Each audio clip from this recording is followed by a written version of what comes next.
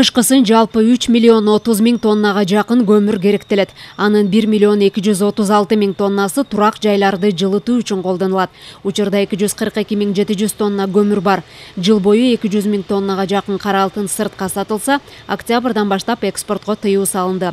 Азыркы тапта кара кече 300 миң тонна кара алтынды жүктөп Бишкекке жеткирүүгө даяр. Мында сырткары Казакстандан 400 миң тонна көмүр импортталат. Кышкы мезгилине көмүр, газ, мазут, электр жарыгын алууга 9 миллиард сом каралган. Күнүмкү алып келишибиз 4 миңден 5 миңге тоннага чейин кирип атат. Темир жол менен ал бери 3 күндүк эле көмүрдүн көлөмү да. Аны эми октябрь айында жаап алабыз деген ой бар.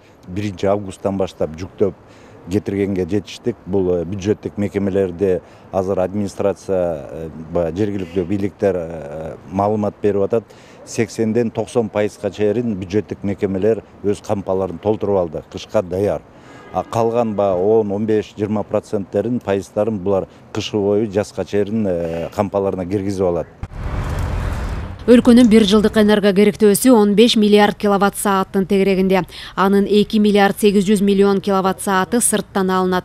Учурда Түркменистандан 2 миллиард, Казакстандан 600 миллион киловатт саат сатып алуу боюнча келишим бар. Бирок келечекте жыл сайын сатып алууну азайтып, ички мүмкүнчүлүктөрдү кеңейтүү милдети турат. Анын алкагында келерки жылы Таластагы Баласаруу ГЭСи ишке кирет.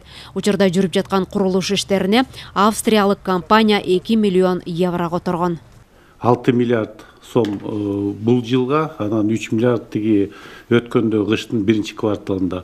Аркы жылга где-то ушундай сумма болобу, эми баягы суунун көлөмү, кардын чогулушунан да көп зависит этет да. Быйылкы кышта кар көбүрөөк жалса, анда аркы жылда уже импорт азыраак болот. То есть ГЭСтер менен выработка көбүрөөк жапса болот да, баягы внутренняя потребность, дефицит азайышы мүмкүн. Ошого карата эми кышты баштагандан кийин, анан бир ортосунан өткөндө январда уже билинет.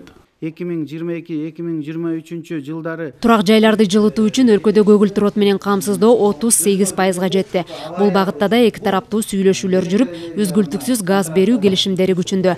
1 ноябрда кышка карата даярдык 100%га аяктайт. Бүгүнкү күндө жылуулук ишкананын от казандары ремонттоо иштери жүргүзүлүп, калкты жылуулук берүүгө даяр. Өзүңөр билгендей жылуулук берүү аба ырайын 5 күн катары плюс 8 градус болсо, биз жылуулукту шаарга күйгүзө баштайбыз. Бул жерде стратегиялык объектилердин жетекчилери отурат. Кыш күз мезгилин өткөрүүгө ар бир жетекчи мындайча айтканда керт башы менен жооп берет. Ошон үчүн мен ишендирип кетем, кыргыз элин Кудай буйрса кыштан аман эсен жылуулукта, жарыкта алып чыгып кетебиз деп.